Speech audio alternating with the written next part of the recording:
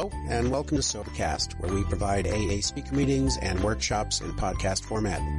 We're an ad-free podcast, and if you enjoy listening, please help us be self-supporting by visiting Sobercast.com, look for the donate link, and drop $1 or $2 into our virtual basket. We hope you enjoy the podcast. Have a great day.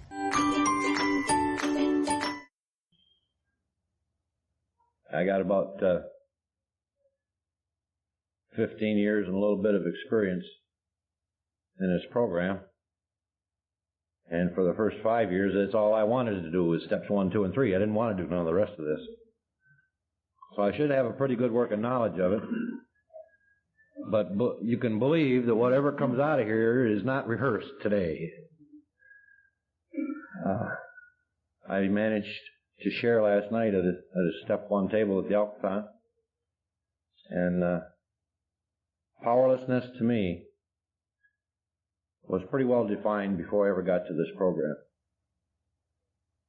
I was 17 years old, sitting in a jail cell, a maximum security cell, with nothing to read but the Bible for 78 days.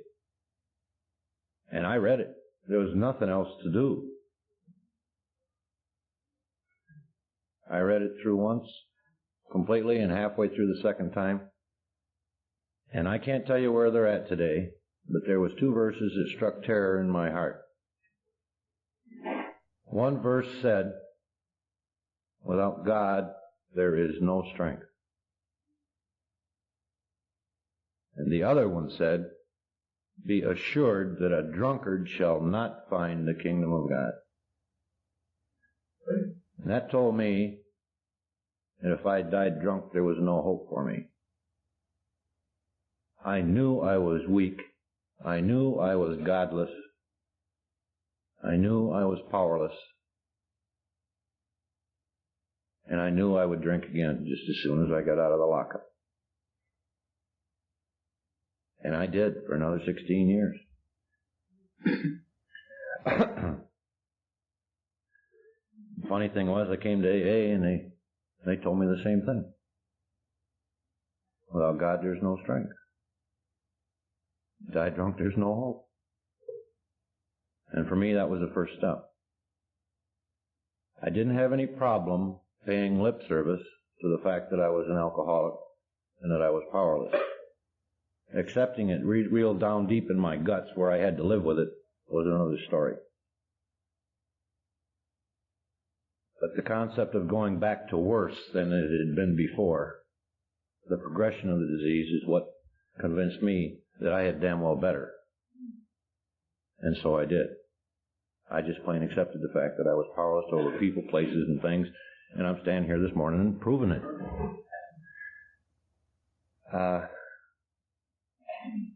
Step 2, for me, was a little different.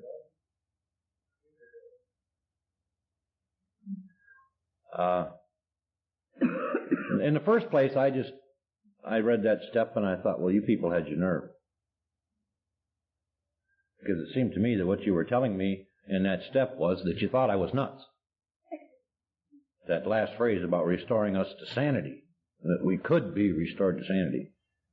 To me, that had just assumed that you folks thought I was crazy and that I needed help. Hell, I didn't need no help. I was doing just fine out there. I didn't know how much help I needed. I didn't have any concept of what insanity was until I put the plug in the jug for a few weeks. Things really got crazy after that. I'm sure a lot of you can identify with that one. But I had a concept of God. And as screwed up as it was, there was some things that I had experienced on a gut level about God that I knew to be true for me. And so, but God's complexion changed with some experience in this program. I was brought up by a good Southern Baptist mother and a drunken father, and I don't know which one made me crazier.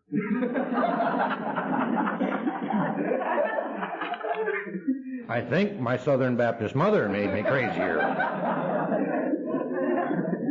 All that guilt, man. I was going to go to hell for everything I enjoyed. He was keeping score.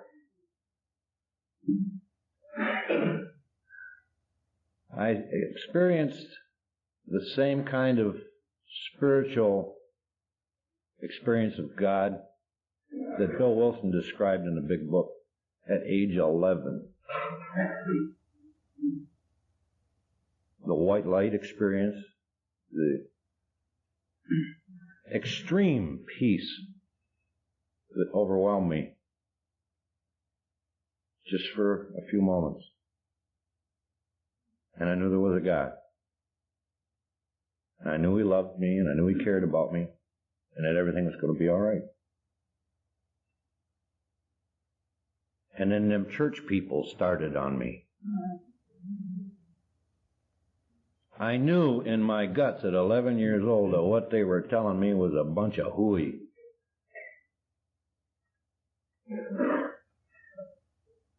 They were peddling guilt. And I was buying, and I didn't want to buy. Something was wrong there between what I experienced and what they were trying to teach me. And I couldn't tell you what it was. I just knew in my gut that it wasn't right and it wasn't true. So I picked up my first drink at age 13, and this is what God's all about. That was God from then on. That bottle and me. Only something still didn't quite jibe. That was power, because I could run and hide from anything and everything that I didn't like or didn't want to feel, experience, or whatever. I could even talk to the girls when I wanted to with a drink. Dance with them. Chase them, catch them sometimes.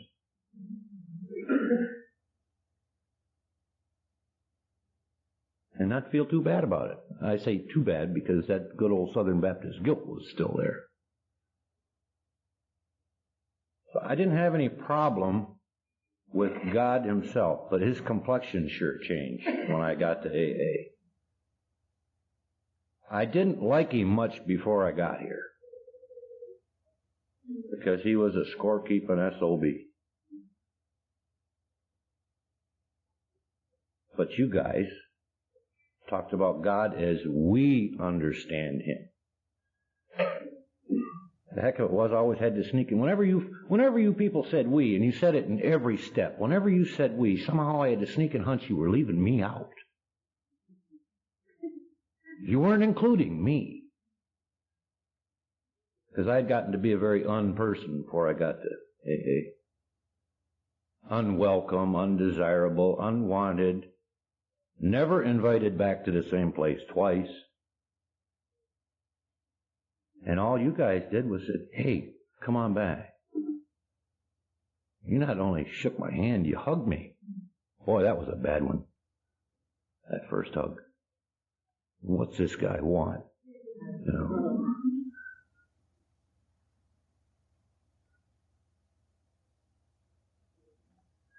So it took me a while to come to terms with the insanity that was being referred to in that second step.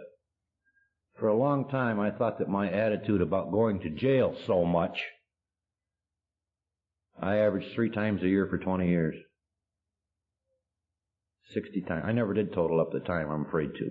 The guy said on the podium one day he was doing life on installment plan, and I knew what he was talking about. I thought that my attitude about going to jail was a little flaky. Like it was all some kind of an adventure or a lark. You know, all good boys go to jail a couple times, just getting into mischief. They didn't go to jail like I did, though. Time after time after time after time. For the same things. And always as a result of drinking. Never once for something I did stone cold sober. I hope somebody's got the timer on me because I don't know what I'm doing up here. My ideas about what insanity was took a sharp turn one day. somebody at the table looked me dead in the eye, and he said, George, he said, you've been giving the definition of what insanity is for 4 years. I said, what's that? He said, you keep saying, I keep making the same mistakes. He said, George, that's nuts. I thought, well, damn. If everybody else has even a slight problem telling the difference between fantasy and reality, I guess I can have a little more problem and be just a little more nuts than the average Joe. But the important thing for me to get a hold of was the idea that everybody around here was at least a little bit nuts. And it was okay for me to be nuts too. And he said, besides that, George, he said, don't put too much weight on the fact that it says could be restored to sanity. It said, it doesn't say that he's going to restore you to sanity, George.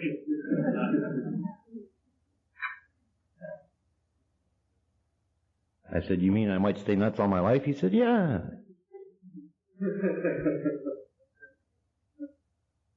That made it a little easier to take. It wasn't such a bitter pill to swallow then, because I could be at least a little bit like everybody else. The third step for me came down to a pretty simple matter when I finally got comfortable enough to look at it. Because it was pointed out to me that the key was to make a decision. The heck of it was that I didn't like the way it was written. And I didn't get caught up in it until one day a fellow asked me to read the steps at a meeting, and I recited them, showing off. And a fellow from Lum, Michigan, the little teeny tiny town that's not even on the map, east of Lapeer. His name was Leon. Leon from Lum. He said, that's pretty good, George. And then he handed me that little white card. He said, now read them. I read them. He said, now recite them again. And I did. He says, well, that's a pretty good job, George, but you didn't get it perfect. He says, if you believe that those steps are written the way you recite them, you've got them all wrong. He said, you're leaving out 3 words. In step 3 and 1 in step 11. I said, I am? He said, yeah. You're leaving out the care of in the 3rd step. He said, that completely changes the whole step.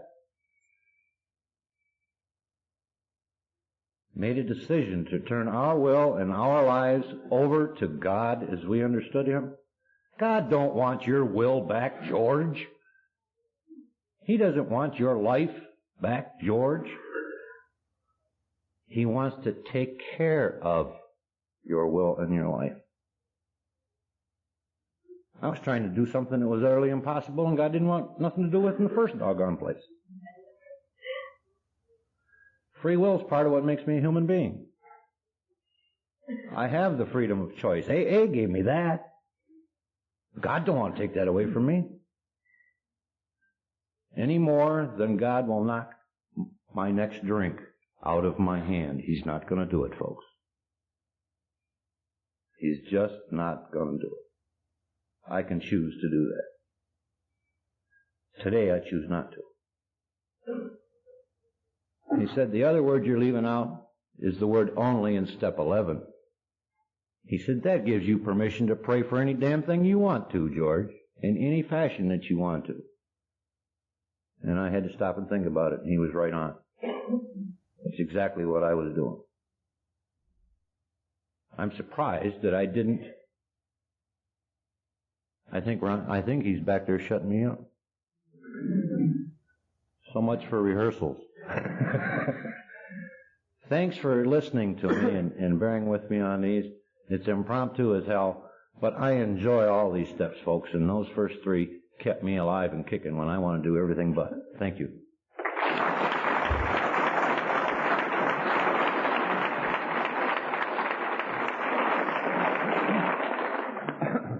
Thank you, George. I obviously can't speak for anybody else, but I still think you're nuts.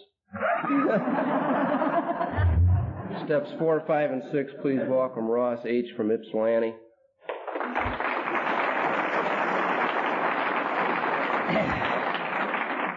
Thanks. I am a drunk, and my name's Ross. And I'll be better than George because I have rehearsed.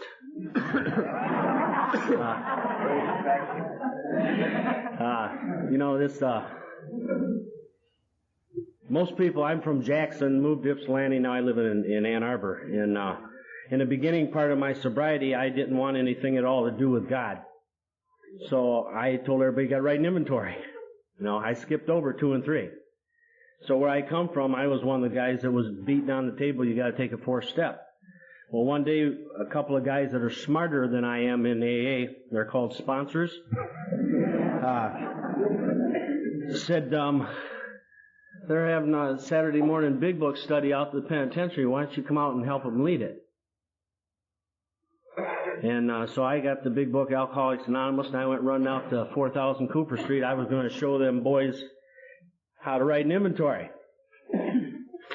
Well, ladies and gentlemen, before you go into a penitentiary where they have 24 hours a day, 7 days a week to read, you should at least read the literature.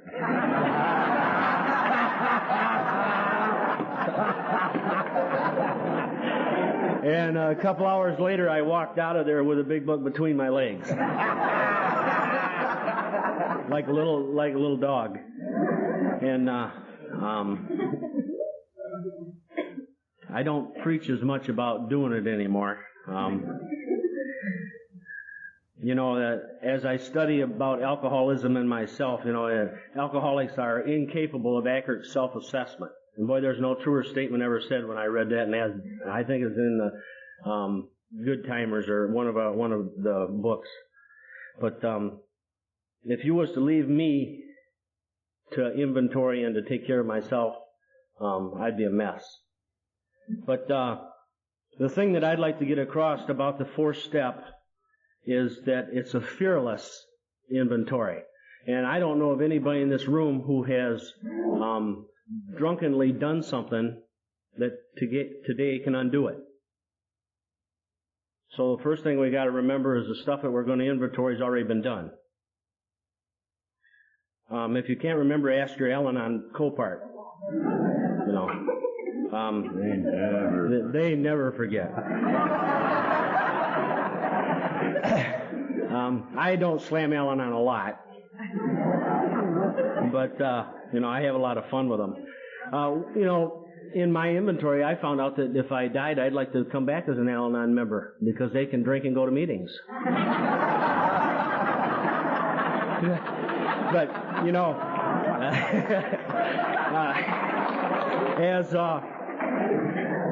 as any normal alcoholic, I'm looking for any way to drink. That's what I'm comfortable at. But to keep the inventory on a light note, you have to remember that it's fearless.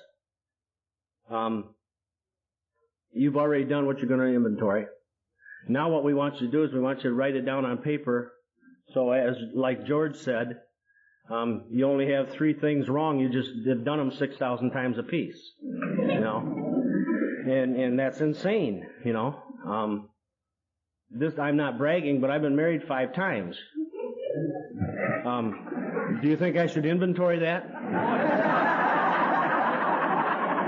Are you getting any better at it?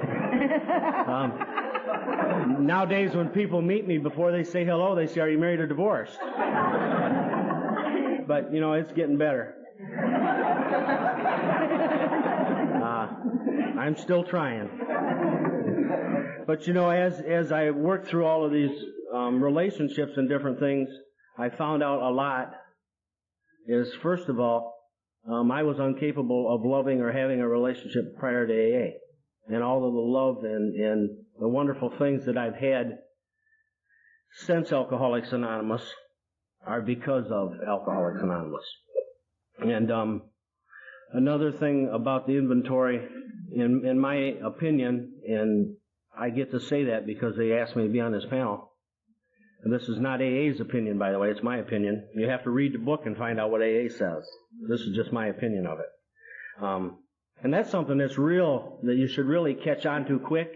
You know, you got an old timer, a bleeding deacon like Ross sitting around the table, and you really think he's got his shit together. Well, go read the book and find out. You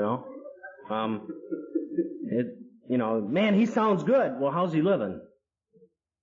Whoops. You know, I'll never forget a counselor one time told me, he says, your program ain't worth a shit. You're getting divorced again. A couple years later, he went through a divorce. I was the first one to his office. Your program must not be worth a shit. Gene don't live in our town anymore.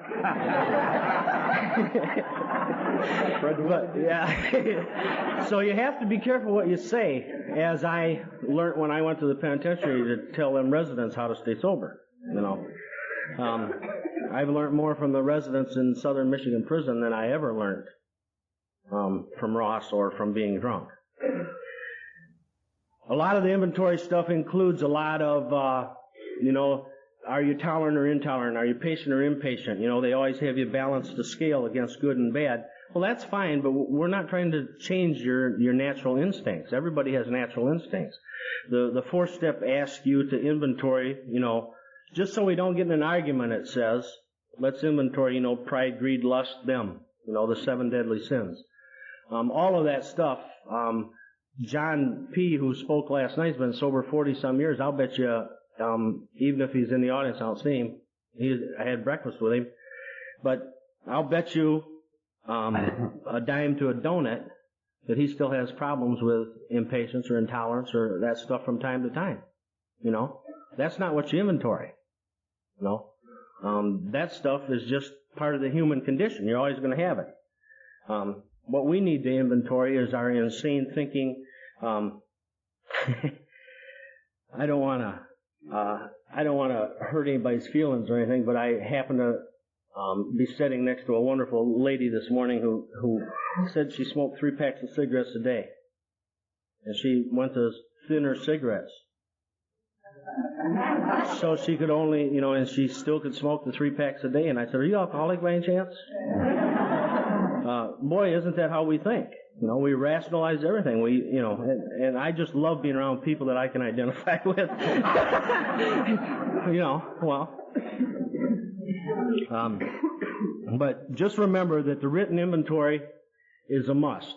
You know, I like these people say there's no must in the big book. There's 117 of them. The little red book, which is not conference approved, but I like, has a chapter, if you go all the way to the back, you open it up, it says, you don't have to, but, and then it lists the musts. And another thing about the inventory, it's a lifetime practice. I mean, I still go to a men's retreat once a year to inventory what happened from July to July, you know, to see if there's something that I can change. And I don't do it for my wife or my employer or anybody like that. I do it because I want to live better in sobriety. You know, these steps, in my opinion, really, really help me with the selfishness that I suffer from. And I'm not as selfish when I get some of my character defects and things under control. But after I get it listed down, then I have to go, in my opinion again, to the most important step in the program. And the reason that I think step 5 is the most important is it's the only place that I've read where it says invariably they got drunk. That's a key word for me in the big book Alcoholics Anonymous. That's what I'm trying to avoid at all costs. And it says in there, it doesn't matter if they've been sober 15 and 16 years like George and I, or 2 or 3 years, or 33 years, invariably they got drunk. Invariably. Ask old timers why they drank after all this time, and they all said, I skimped on the inventory. A lot of people think, well, I can do it in my mind. Can you imagine what the mind of an alcoholic is? I mean, we got this perfectly normal thing called the brain. And then for 1 month to 30-some years, we fill it full of alcohol, drugs, and negative thoughts, and then we want to do an inventory with our mind? Well, I hate to tell you this. I don't want inventory anything with my mind. I found out when I first come to AA, they knew me real well. They said, you got 2 problems. AA will take care of one, old age will take care of the other. So when these people come in and talk about cross-addicted, I say, you don't even know what it means. They think because they use alcohol and drugs, they're cross-addicted. Read a little farther. That's the same thing. But in step 5, we have to do the thing that I'm not very good at, and that's ego deflation. I'm one of these guys that pump up a lot. And back in the beginning, remember I told you I didn't like God too well? And these sponsors again, there's too many women here to tell you what I call my sponsor. Blanking sponsor. Figure it out. And he said, Ross, he said, this is back in 75. He said, you want to do something in the state conference? I said, yeah, man, I'd love to. He said, okay, you'll be on a prison panel. Well, I've never been in prison. So we get ready to drive over to meet Harlan. Harlan had brought all the prisoners, and Jim and I and some of the other guys were driving over to the Book Cadillac. And halfway there from Jackson, Jim threw a thing back to me that showed what I was going to do on the prison panel. It says, Ross H. from Jackson will give the invocation. And I said, what's an invocation?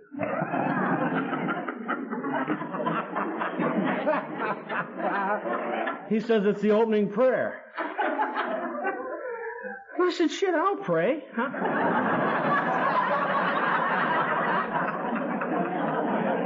And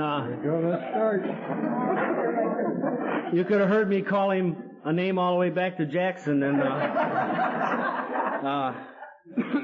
that night, before I was supposed to talk the next day, I'd run into Harlan, and I said to Harlan, I said, God, say a prayer for me.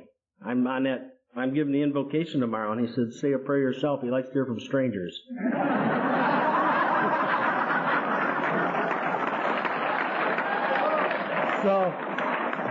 So the sponsors knew me real well. And they knew that once I went into the Book Cadillac and I seen that my name was going to be on the list, that I wouldn't back out. And they knew that I loved Alcoholics Anonymous. And they knew that I would try to pray. So as humbly as I could that day, I come up and I said, Lord, please teach us how to laugh, but don't let us forget we cried. And I went and sat down and listened to 5 residents of Southern Michigan prison take my inventory. But I'd never been there, so I was better than they were. I should have been there. If you ever get to meet the judge, you'll find out why I wasn't there. I was just lucky. But you know, in the 5th step, all of these damned up emotions that we have are going to start coming forward. I can't talk about anybody other than myself, but when I drank, I suppressed a lot of things, acted differently than I felt, you know, and believe it or not, was ashamed and embarrassed of a lot of things. You know, that's why they invented blackouts for alcoholics. You know, Jesus, you know, can you imagine what we'd be like without blackouts? You know, we'd have to remember all that stuff we done.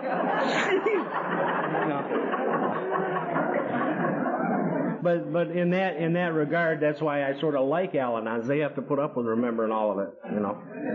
But all of this stuff comes rushing forward when I start taking the 5th step. And the healing starts. And finally, I'll never forget when I read Jim my first inventory, I got down to 1 paragraph. I couldn't read it. I got all swelled up in the throat. I think nowadays they call it anxiety attacks. I thought I was just going to die. And I couldn't talk about it. And finally, Jim says, "Are you done?" And I said, "No, I got to read this." So anyway, I read it to him, and all of my secrets were gone. I'd finally told somebody everything, and I started to get peace. Last year, about 3 months ago, I had the privilege of meeting a guy with about 90 days sobriety in Ann Arbor,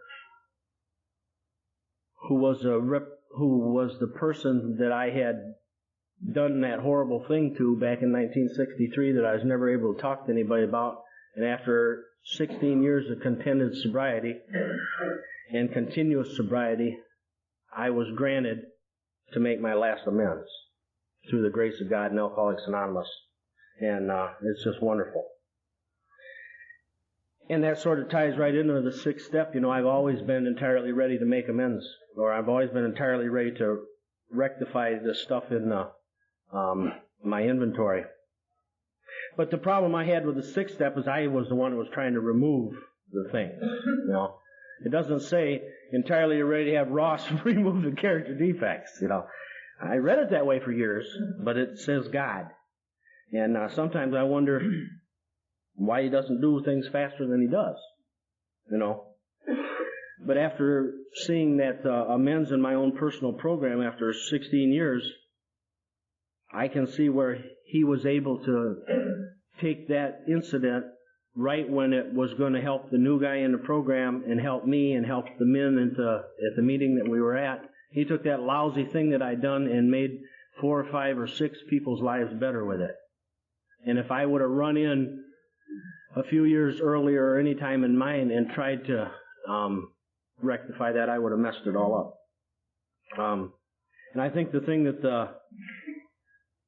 the sixth step also helps is with the entirely ready part is it opens my mind to a lot of different concepts, because when I got here, I didn't believe anything you guys said or gals said. I was closed-minded to beat the band. I had a tunnel alcoholic vision, and I was going, what do they say? Self-will run riot. I was going that way through life, or tornadoing through life. And to take suggestions from other people was absolutely foreign to my behavior.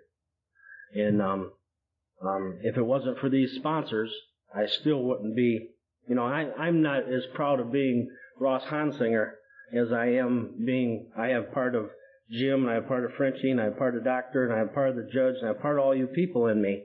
And at different times when I get into these character defects, I can remember what you all said. And it's just wonderful. The other thing real quickly about step 6 is don't put off doing it. You know, postponing your problems. The ones that you can fix. And again, I'm just going to probably copy something I've already said, but I think the majority of us only have 1 or 2 or 3 character defects. We just keep practicing it over and over and over.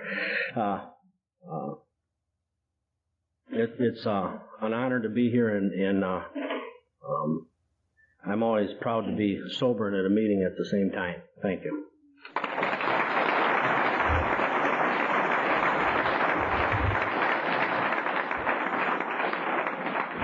Thank you, Ross. You touched on the importance of the inventory steps. Inventories are such an important part of my life that my wife takes them daily. Steps 7, 8, and 9, would you please welcome Kush from Kalamazoo?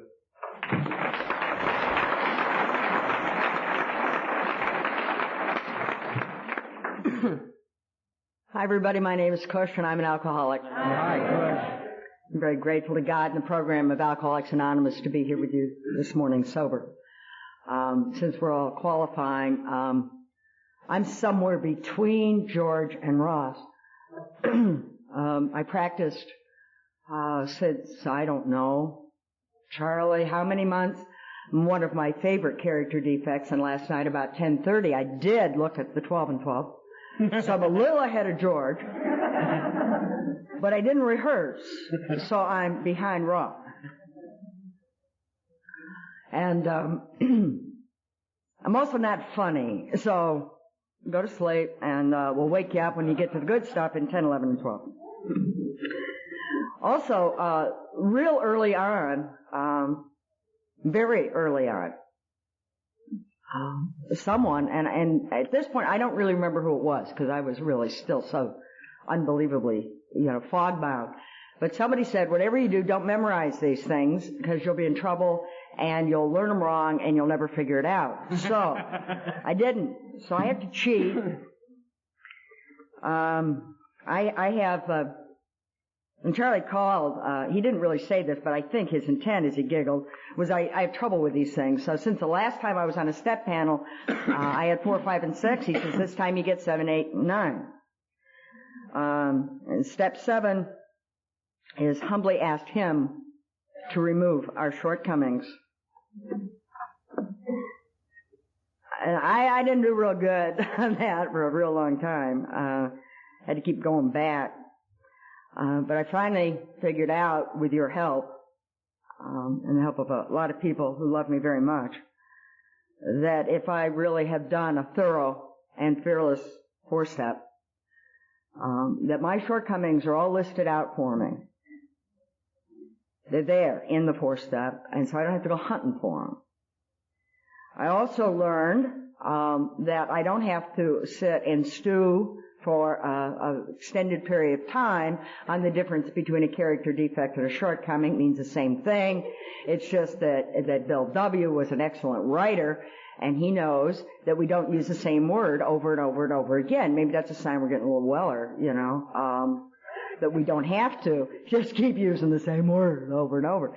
And so I didn't, have to play that game of thinking they were somehow different. But I don't think I'm unique. That I never got past the first word or had a hard time. I eventually think maybe for very brief moments I've gotten past the first word of that step, just humbly asked. And it was very hard for me to humbly do anything, and I never asked. But somewhere along the line, the book or you people told me that my pride was going to get me drunk and I better get rid of it, because the pride I had when I came into this program was totally false. I think some of the pride I have today is real, in that I'm proud to be here today because I'm proud of you and I'm proud of the gift that you were kind enough to give me. But all that false pride, all that how wonderful I am, is all in self-centered fear. That's what it's based in. That awful fear that I won't get something I want. That fear that kept me in a high chair till I was pretty darn old. I'm not as lucky as the warm fuzzies in the front row. My higher power didn't see fit to get me here at a very young age. But that's okay. So it takes what it takes, and I had to do what I had to do to get here. And then the other side of that coin is that I've got something, and somebody's going to take it away from me. And those two, that fear, that awful fear. And before coming to Alcoholics Anonymous and working these steps, I really thought the only way that I could hang on to anything was to do it myself. The only way I could get anything was to do it myself. And when I was so broken that I could barely dress myself and made a phone call, I was given the greatest gift that can be given to a human being on the face of this earth. And that is the program of Alcoholics Anonymous, a loving God in my life, and sobriety. And I think that comes and begins to come in the third step when I prayed, as the Big Book taught me to pray, to be relieved of bondage of self, nothing more. Just get me out of the way. And in doing that, at least for that moment, is able to totally surrender. And the longer I'm around and the more I read the big book, that's really what humility is.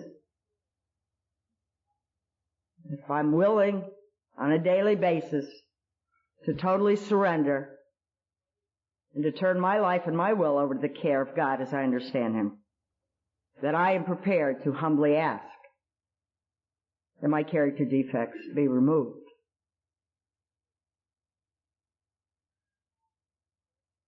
And I also discovered, through your help, that remove doesn't mean erase. Took me a long time to figure that one out. Remove does not mean erase. Nowhere in Webster says remove equal erase. And it goes right back to that I have a daily reprieve from alcohol, from self-centered fear, from my defects of character, my shortcomings, providing I maintain my spiritual condition, which to me is going right back to step 3 on a daily basis and turning my life and my will over to the care of God as I understand Him. And because I am then surrendered and then free of the bondage of self, I am free of self-centered fear, and I can get a little bit of whatever that thing is that we call humility and mystify so much. I don't know if I've got it or not, but I know that I can hit the prayer bones in the morning and humbly ask to live a better day. And I guess I can't ask for much more than that. And that for that day, try to not live in my shortcomings.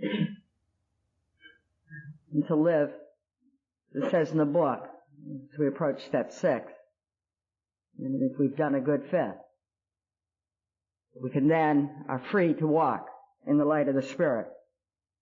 And on a daily basis, ask to not have to live and be ruled by my defects of character. And I guess I can't, the steps were written in an order. And I do believe that they were divinely inspired. And I guess I can't, the steps were written in an order. And I do believe that they were divinely inspired. And I can't, look at them separately. So if I'm impinging on anybody's stuff, I think it's okay, because I'm not going to go ahead. I'm only going to look back. Because in the 4th step, again, if I've done a good one, my 8th step has been completed for me. The chances are, if I resent somebody and honestly look at my role in that resentment, their name goes on the list. Because that's really what it's about. And if I've really done the 4th step, my 8th step is completed. And like other people I've heard, again, I'm not unique. I think in the beginning I thought, well, the only person I ever really hurt, because see, I'm saner than Ross. I've never been married.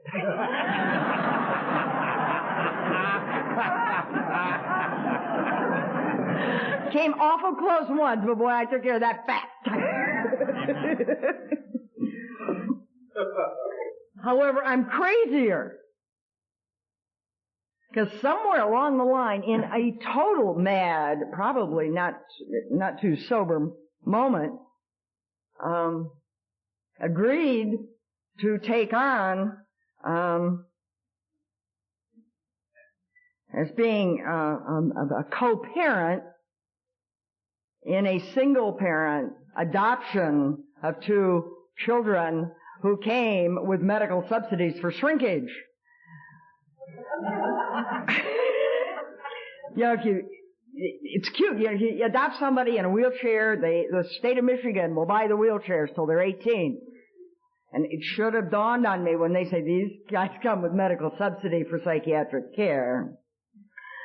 So I'm not totally sane, just sort of sane. So it was real easy for me to say, well, the only person I hurt was myself. That's such a cop-out. I hear people say that time and time again when you're discussing the 8th step. I only have to make amends to me. I don't have to make amends to my wife. I'm doing it by example.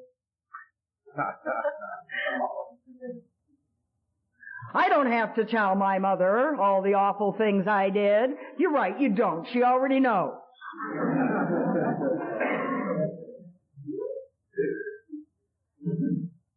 People I make amends to couldn't care less, most of them. They've forgotten. They don't have to live in the garbage and the swill of knowing what a piece of garbage I am. I do. I do. The 8th step is for me to make that list, to honestly admit that I have hurt these people, that I have in some way been unfair, that I use them to my own ends. Not for them. I'm not important enough for them to even remember, probably. But I have to do it for me. And yet, one of the most important people on my list is Cush. Annabelle, whatever you call me. But the only way I can make amends to Cush is by making amends to you. I can never ever make an amend to myself without making amends to the people I have harmed in my life through my drinking and my character defects and my shortcomings and all those other good things. Just brings me to the 9th step. And the 9th step I don't remember either. What does the 9th step say? Make direct amends. I don't memorize. Love you, Laney. Make direct amends to such people wherever possible, except when to do so would injure them or others. God doesn't want us to run roughshod over people in sobriety. I don't think God wanted us to do it when we were drinking. But we had to do what we had to do. But certainly, God's will for me is not to continue to run roughshod. So if an amend would harm another person, it's better that I just live with it and figure out other ways to make that right.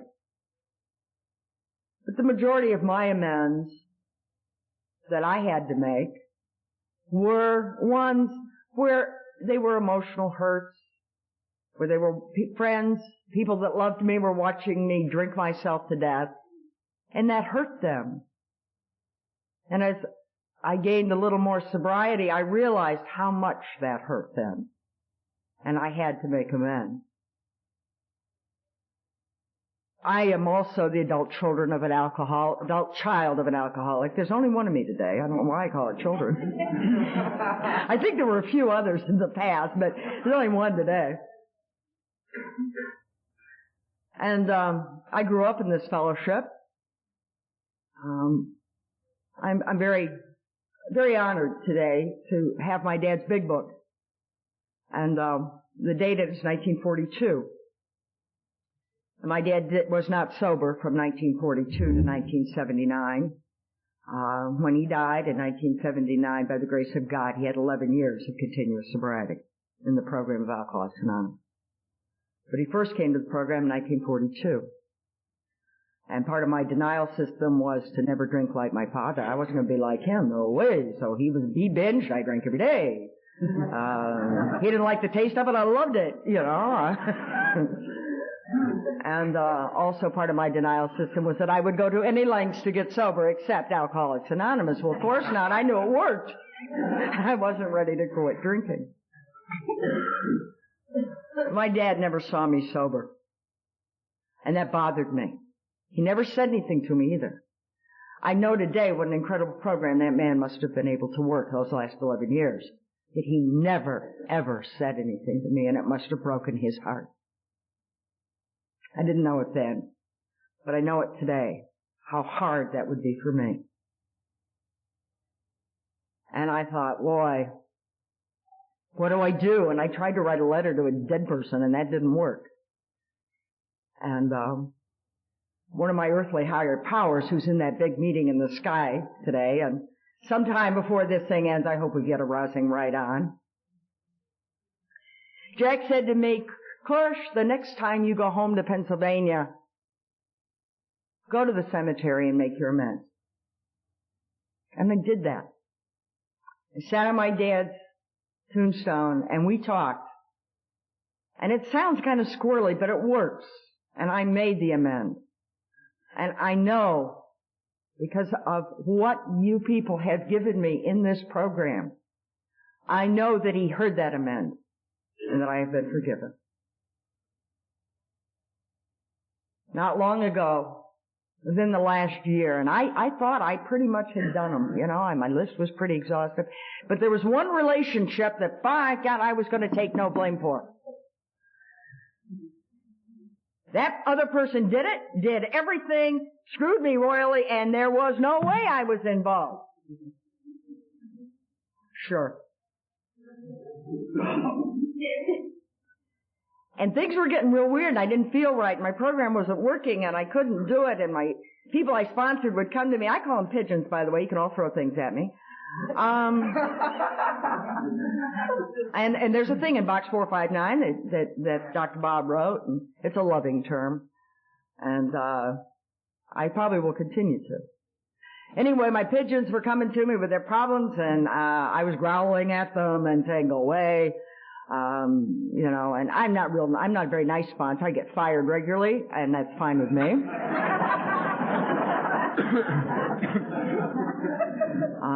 You know, they come and we have to be in touch with our feelings, right? You have to and gyrate and get in touch. And they call up and they're devastated, right? Their chewing gum fell out of their mouth and they're absolutely devastated. And they get from this mean person, what step are you on? Well, not that, you know, why are you doing this to me? So it's real good. I mean, if you really find that you're having trouble, it's real easy. You just say, what step are you on? And when was the last time you blew the dust off the big book? And they fire you. It's no problem. And when would you go to your last meeting? And that really cinches it. But I was being that awful person whose chewing gum fell out of her mouth and couldn't handle it. And I was in the high chair and beating but I did. I hadn't lost touch enough to ask for some help because something was wrong. And what is, you know, there are no coincidences. I ended up at about 6 or 7, and I started going other places than places I normally go to meetings, and no matter where I went, no matter what I picked up, every book opened to the 9th step. Everybody's talking about the 9th step. You know, I go to step meeting was on step 1, they're talking about the 9th step. And it finally hit me right between the eyes. I had never, ever made amends in that relationship. And so I made a long-distance phone call. I got the person's address. I had to call a whole bunch of people to find out how to get in touch. And did. Made the amend. And a lovely friendship. Not an intense one, but a very nice friendship. A few letters flying back and forth as a result of that. And you know what happened? Wham. I liked my pigeons again. My program was working again.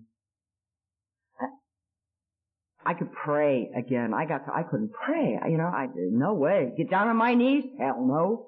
And I've been getting down on my knees for a fair length of time after I finally found God, thanks to you people. And no way. I wouldn't humbly do anything. I wouldn't do, and there I was in this awful grip of fear again. The faith was gone. Everything was gone. You guys told me what to do. My higher power speaks to you. And I was able to make that amend. And things were okay again. And I'm sure there are more out there that for whatever reason haven't made their way into the inventory yet. Because the only way I can figure out what those are is to go back and at least do a quickie inventory, and a real one. Not the day, all day long. Whoops, I'm not going to do that because that's ahead. Okay, but a real one. I also don't believe in T-bars. I think there's a list, just like what I had. What you have to do if you run a store, you just make a list, and it's mostly garbage. And for every garbage, I don't have to have a microwave special. That's not why I'm taking an inventory. I don't have to find out how wonderful I am. I have to find out where I am not doing things the way God would want me to do them today. And through that I can find peace. Through that I can humbly ask to have those shortcomings removed. Through that I can find out if my list is complete today. And through that, I can then turn to page 82 and 83. I don't have those memorized either, and I'm not going to read them because time is short. But 82 and 83, for those of you who haven't dusted off the big book for a long time, is the last set of promises that this program can make to us if we're willing to work it. There are two other sets that give you a little boost on the way. One set after the third step and one after the fifth. And it's not surprising that that's where they'd be, because those are the times I think, for me, that I need that extra little boost, that extra little hope this program holds out for me on a daily basis. That I will find a new freedom. That those awful self-centered fears will be removed. That I will find and have found, and it is repeated to me every single day of my life, that God will do for me what I cannot do for myself. Thank you. Enjoy the rest of the conference.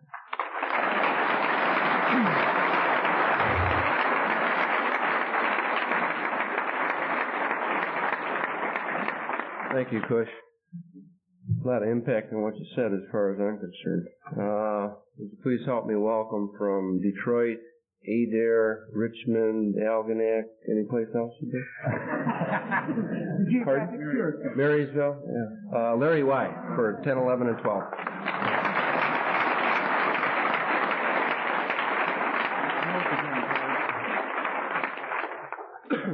Thank you. I'm an alcoholic. My name is Larry. Hi, Larry. For a long time, my address was my license plate. I'm a DCM for District 22. My third conference. I've done open talks, but not in front of this many people, and a lot of sick al-anon.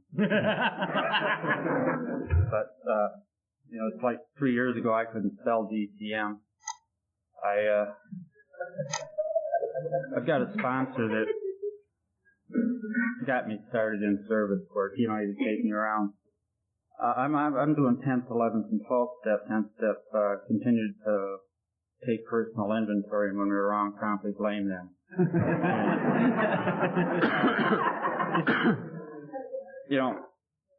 And last night someone mentioned that, Richard mentioned that his wife takes his inventory on a regular basis. A friend of mine from my home group, Richard's from my home group. I've got another friend out there from my home group that,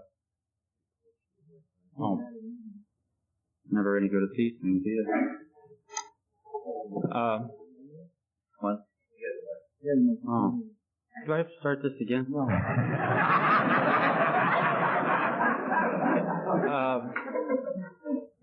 Well, she, people take my inventory on a regular basis. It started out that way. That's how I got sober, because, I really didn't know what was wrong with me. I just thought I drank a lot. I thought I got into trouble. I thought I had problems just getting caught. I thought, I say blame them. It's always did. I didn't rehearse anything. 3:30 this morning I was awake. Walt was snoring. Drank too much coffee. Made all these reasons. I was on the couch. Walt got to bed. You know, he got back there before I did. So, but, you know, as I say, I need help with my daily inventory. I found out after about 6 months or so of being sober that, I called them my noticeably normal days. They were, no highs, no lows. You know, it was like no big startling revelation or no big, catastrophe in my life. You know, I just went through my day and everything just seemed to go smoothly. And I got home that night and my inventory was Jesus. Kind of normal, I guess. You know, and I always had, I never drew a line between normal and what wasn't normal. You know, normal was the way I was living. You know, people that didn't drink, they weren't normal. People that could take their families into a restaurant, bar, restaurant, or whatever and eat and have a good time were not normal people. They were a bunch of fools. They were a bunch of fakers. You know, how could you possibly sit there and have 2 or 3 drinks with a wife and 3 kids and spend $50 on dinner and have a good time? You know, you take those people home and come back here and I'll show you a good time. But even if I blame or even if I make excuses, they always come back to me. I'm always at the base of it. I'm always the cause, right or wrong. I'm not always wrong. I found that out too. You know, as bad as I thought I was is you know, I never really thought of myself as a bad person. I just thought, well, I just screw up a lot. You know? I used to think that I screwed up, you know, whenever a cop was around. And and my sponsor enlightened me. He said, well, no, you were just screwed up all the time and a cop just happened to be there once in a while. You know, a friend of mine mentioned to me a couple of weeks ago that if I can go to bed at night and go to sleep, you know, I've done okay that day. You know, and I know there's days that I don't do the best I can, and I know there's days that I can do more.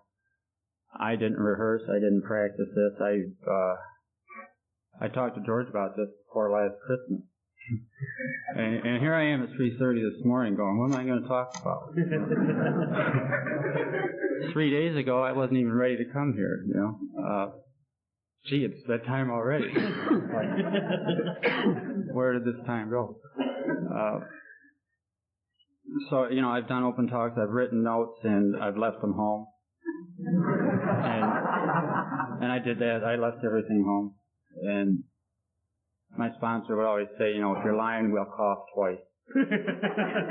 So I don't see him here, you know. So.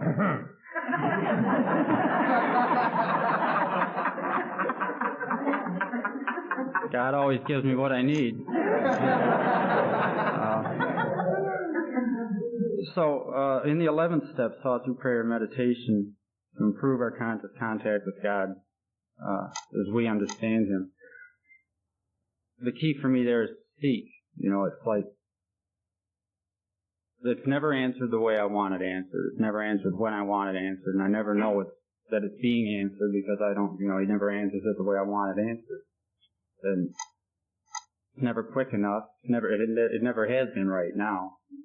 You know, there have been times when I thought this prayer stuff ain't working. You know, I had a resentment a week ago about with a guy over a person, and all the way home I prayed for that son of a gun, and nothing happened. You know, I went to bed angry, woke up angry, but I was taught that you just keep doing it. You know, if it ain't working right now, just keep doing it, and believe it whether you're going to believe it or not. You know, just keep working at it, keep doing it. Because I usually don't do that until the crunch comes. You know, until the lights are just about out. You know, when the pain gets bad enough, long enough, that's when I'll surrender. You know, I've done it before, it's worked before, I know it works, but I just have to wait until it gets bad enough, long enough, before I actually get down and do it. A lot of times I think I'm doing it, you know, but I noticed it the other night when I was praying for that fool, that I wasn't being sincere, you know. But if I want to walk around all day long for a week or 2 weeks with it, I'll do that. year or so ago, I stopped and picked a friend of mine up to take him to, we were going to go and bid a job, and I was having a miserable day. And he asked me how I was feeling. I said, well, I'm miserable, and I'm upset and irritable and anxious. And he said, well, you got to work your program at work too. See, I didn't want to hear that. You know? So I said, no, I just got to feel this way.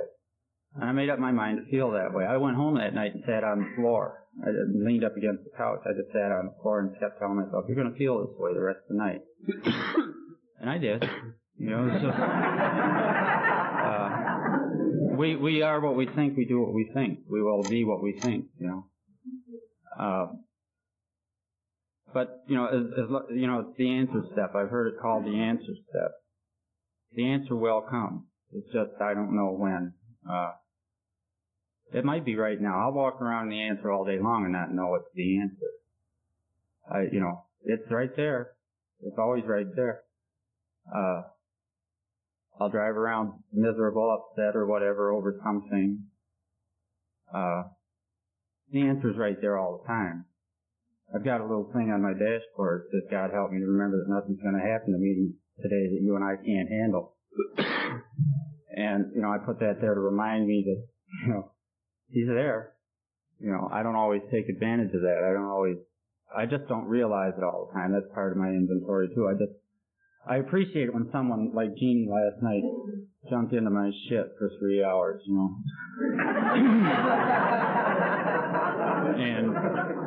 And she's done that before. And I'll get mad, you know, and I'll say, well, all right, yeah, I started going back to more meetings, but I didn't see you. You know. Well, she just wasn't going to the same meetings I was going to. But it's nice to know that she cares. That's one thing I think is important. I heard a guy yesterday mention he's got the best damn home group in the whole world. You know, there's 2 of them. I got one. Yeah. 3? Yeah. You know, when I'm not around the group for a week or 2 weeks, you know, somebody's calling. It's been that way all through my sobriety. Somebody calling. Somebody showing up. You know, people around when I didn't want them around. It's always been that way. You know, and I didn't realize the importance of a home group. I got to my home group through a 12-step call. The guy I sponsored, well, he called me one morning, and he was ready. You know, you just know. You know, I've had 12-step calls before where at 4 o'clock in the morning where I asked one guy one time, he called me at 4 o'clock in the morning. I said, are you drinking now? He said, no, I just finished my last one at 1 o'clock. So I took him to a meeting that morning at 9 o'clock, and he told me he had a 40-ouncer at 1 o'clock. And that was the end of it. You know, I took him to one meeting, and he seemed ready for that. The meeting went a little longer than he wanted. I took him back the next day, and I picked him up anyway, and he said, will we be done by noon? I've got to meet my wife for lunch. I said, well, we'll try. But I believe that I've had 12-step calls where I've had to sit there and think, you know, this person's dying. I think John mentioned it last night in his talk, you know, that I believe that today, you know, that when a person calls at 4 o'clock in the morning, there's a problem there. I've heard people say, well, if you're drunk, call me back in the morning. Shit. I'm sober now, I ain't gonna call. You know, I never called anybody when I was sober. I never asked for anybody when I was sober, you know. 2 days after I stopped drinking, I felt better and the problem was gone. You know, I can do this all over again. There's a quote in the AA service manual. It says, we must carry the message, else we ourselves can wither, and those who haven't been given the truth may die. You know, and that whatever the message may be, you know, whatever the seed is, one man puts it, you know, when the walls are high enough and thick enough, all we can do is stand outside and make sympathetic noises and hope that the data gets in. And all I can do, I tried when I got out of treatment, I tried to fix the world. I had all the answers, you know. And people that I've met that went through the center that I went through did the same thing. We all did that. And I learned early on that you tell them your story. You don't tell them how to fix this or do this or do that. This is what happened to me. This is the way it was. It's what it's like now. You know, this is what happened to me. And that worked. I know nobody, you know, again, like Jeannie last night, I didn't want to hear what she had to tell me. You know, but thank God she was there. You know, she wouldn't have told me if she hadn't cared. There's a lot of people, there's people, I won't say a lot, there's some people that I'll tell them once. You know, I'll tell them, I wouldn't even be talking to you if I don't care. You know. I don't know, I owe an awful lot to this program. It's things like these conferences and gatherings of people, you know, where two or more are gathered in His name, that really make things special in my life. I never had anything like this. You know, I dreamed about being a part of something like this. And, you know, I didn't think I had to quit drinking and do it. But, you know, that's what it took. But I needed a lot of help with that. I need help every day with somebody telling me what's wrong with me. And, you know, not step by step, letter by letter. You know, I can deal with some of that stuff myself. But there's just times I just don't know. You know. And if you care, please tell me. You know. Don't let me wander around and smash into walls and do something stupid. Ask God for help in the morning. Ask God and help an hour later.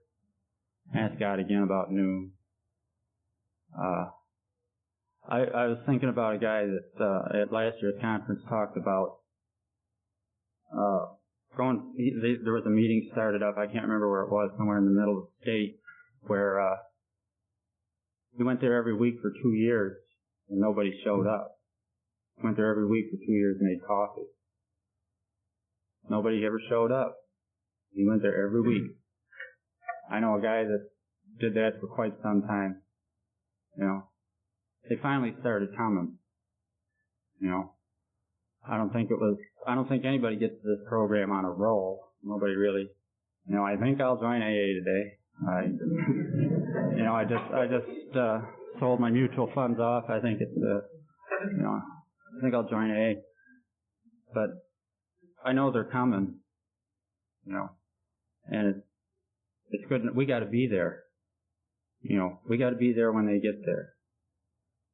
A lot of times I went not to AA, but you know, that's what I think. I feel like I did that all my life, my drinking life. Anyway, I looked. I kept searching and hoping I would find what I wanted, and it was never there. I wasn't one to go out and try to look for happiness or find happiness. I waited for it to come to me, and it never did. You know.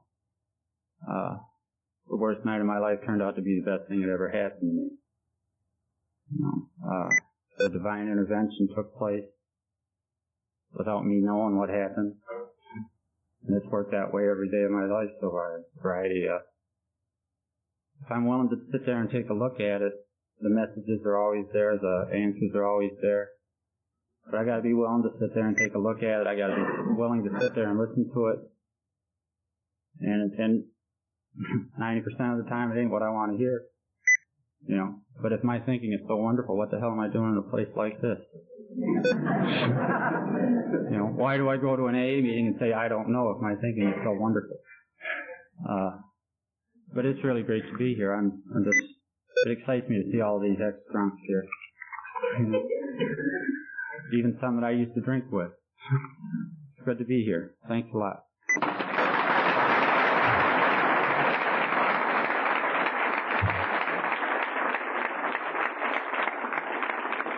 Thanks, Larry. I think it was Kush that mentioned sobriety being a gift. To me, it is a gift, and the only way that I can maintain my obligation on that gift is to work the steps in order the way they were just given to you today. Would you please help me again to thank George, Ross, Kush, and Larry?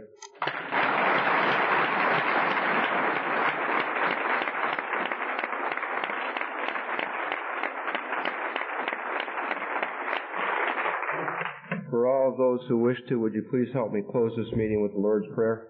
Father, who art in heaven, hallowed be thy name. Thy kingdom come, thy will be done, on earth as it is in heaven. Give us this day our daily bread, and forgive us our trespasses, as we forgive those who trespass against us. And lead us not into temptation, but deliver us from evil. For thine is the kingdom, the power, and the glory forever. Amen. Keep coming.